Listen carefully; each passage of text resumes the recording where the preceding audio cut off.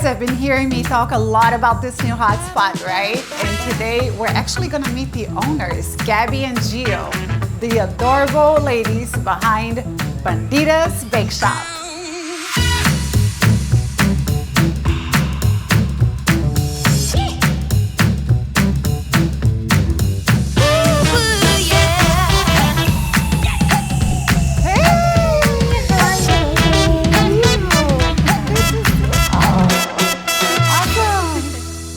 Here we are with the very locally famous Gabi and Gio with Bandidas. So we have a lot to talk about today because I love your place. So I've been super curious about a lot of things. What was the concept behind your bakery and what inspired you to even open up a business? I think speaking for both of us, or at least I've always wanted my own bakery. I never knew it would be in Lakeland, but we are both from the area. Okay. And didn't know we'd both end up living here in our adult lives, but so it seemed fitting. And I feel like in terms of a concept, it's kind of just like an edible scrapbook of our entire lives. It's not specifically a Latin bakery. A lot of people think because it's called Bandidas that we have like croquetas and like empanadas and stuff like that. And sometimes we have things like that, but I mean, we both traveled, we both lived in New York, had our culinary careers in New York, spent a lot of time working in different kitchens there. Some of our items are from other places we've worked, that we've developed for other jobs.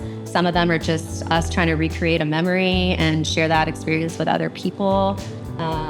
So the concept is that there's no concept. It's just, it's us. It's just what you love. It's just us. Yes. On that subject, what's with the name Bandidas? I love it. Oh, I'll let Gio answer. It was just like a name my parents used to call me. I was kind of mischievous, and so they always call me a little bandida, and I just figured we both, I don't know, kind of still embodied that in a way. That ethos. Yes. Even though I was a perfect angel as a child. But, you know, opening a business as a woman anywhere in any city is a challenge. It is. And a minority on top of that. So we had to, really stick up for ourselves. So we feel like I love the name. It's very empowering. Yes. It's also a great movie with Penelope Cruz and song. That too. Location.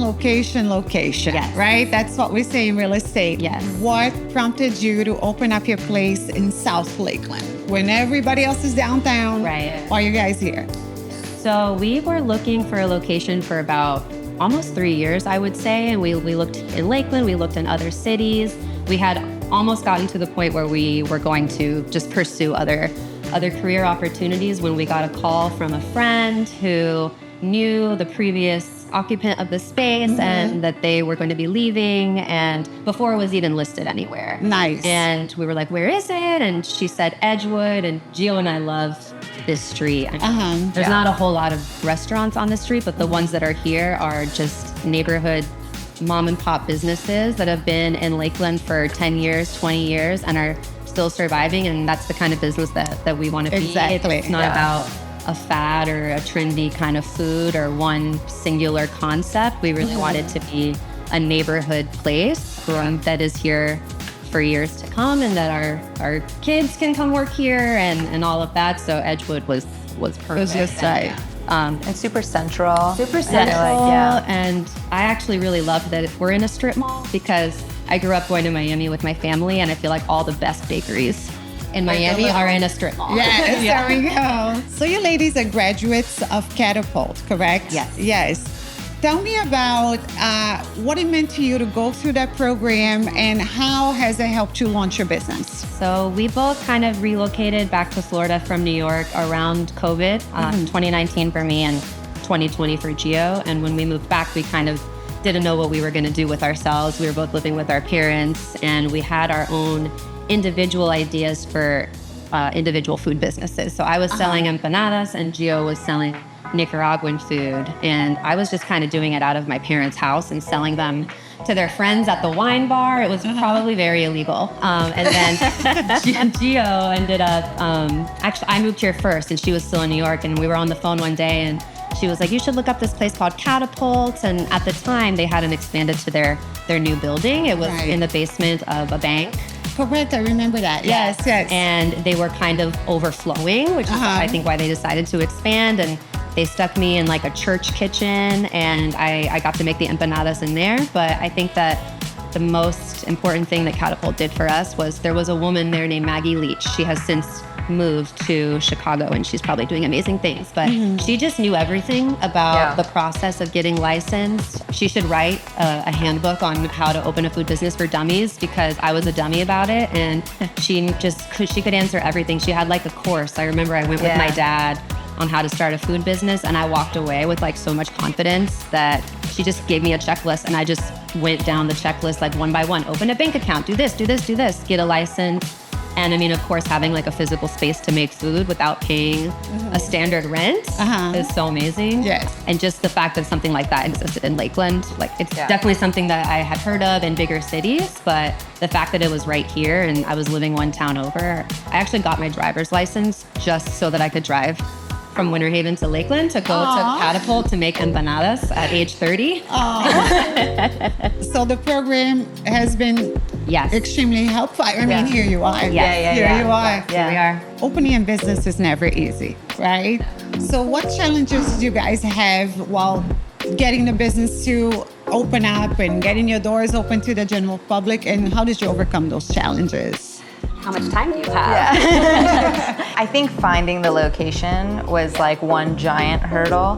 That was really challenging. And in that process, I think a lot of times we had to, pitch our concept and try to almost convince the person to allow us to lease that space or consider us. And I think a lot of times we faced people who didn't quite maybe understand the concept or trust our abilities, which was very frustrating and kind of affects the way you look at yourself and your confidence. And so luckily we had each other, so we kind of could balance it out and boost each other up if she was feeling down or vice versa. And then, like she said previously, it kind of got to a point where we were like, maybe we should pursue other things.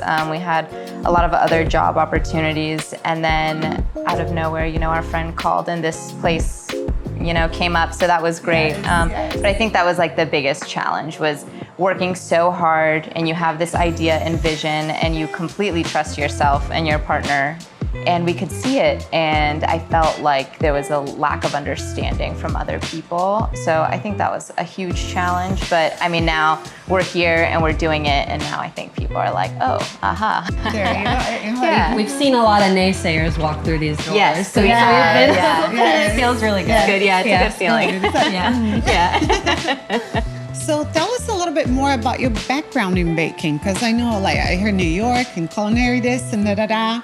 So what are your backgrounds exactly? Yeah, well, I grew up watching my mom cook all the time, and I absolutely loved it. I always wanted to be in the kitchen. And then eventually, as I got older, I decided to go to culinary school, moved to New York, actually went to the same culinary school as Gabi, just different times. And then while I was there in New York, worked in food media as a line cook at a bakery that she was actually the head baker for, and worked in some recipe development, recipe testing for Vice Media. I was kind of trying to get my foot in all the doors to kind of see what avenue of the food world I kind of wanted to go into. Great experience. Yeah, similar. I grew up, my mom was just a great entertainer. And I always used to dream, her and I would have the same dream of having a bed and breakfast or having a bakery or something like that. So after college, I went to the same culinary school as Gio, and I got to spend a little more time in New York than she did. I was there for almost a decade, but almost immediately in school realized I didn't have the sense of urgency to work in a traditional restaurant, especially in New York. And I had my chef instructors tell me that. So I kind of pursued a different path, and I went into food media.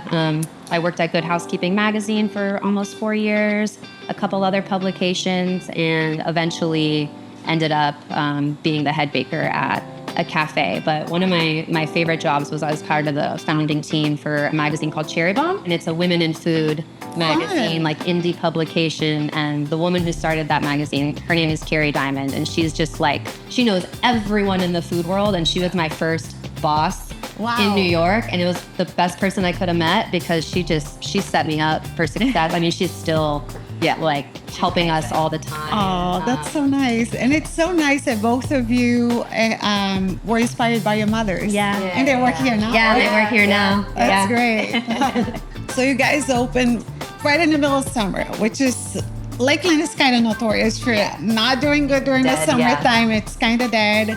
But how has the community responded to you guys being open, and how's it going? I will never forget our opening weekend. I mean, it was insane. We didn't know what to expect, but there was lines like out the door to the end of the strip Oh my for gosh. the entire 4 or 5 hours that we were open that day. And it was just so heartwarming to see people who have been coming to us since the very beginning, since we weren't Bandidas, since we had our individual businesses and we were just at the farmer's market 1 day a week, who ordered food from us even through COVID when we were just selling meal boxes just to survive. And they're showing up here now every day. It's so cheesy, but like some of them have kids, and it's like we remember when they were born, and now they're like babies, and now they're like 6 years old coming in here, and they know all of our stuff. Oh and, my gosh. it's so great, and I really do think that the reason we were able to keep looking for as long as we were without giving up is that we've always had that support from our followers.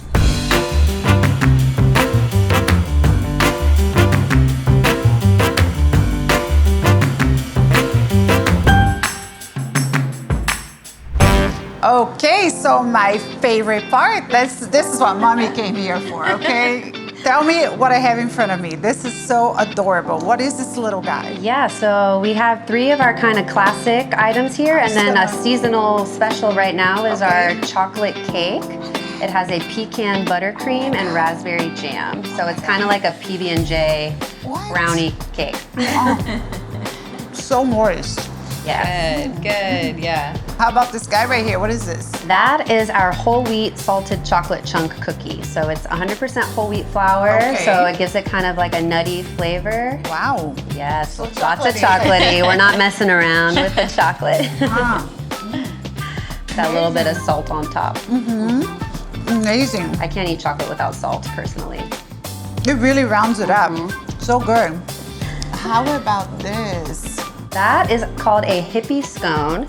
What makes it hippie? It's a hippie scone because it's kind of like a trail mix scone, and it's it's kind of how we utilize our food waste. Any like nut or seed or dried fruit we have lingering in the kitchen, we throw into that scone. So it changes all the time, but the overall flavor profile is the same. But delicious. this week it has dried figs, dried apricots, chocolate, and miso.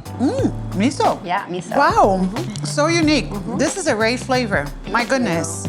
How about this bad boy? I don't even know how we're gonna tackle this, but man. I know, yes. It's called the Miss Honey. Okay. It's got salami, parm, arugula, and some local honey on our made-in-house focaccia bread.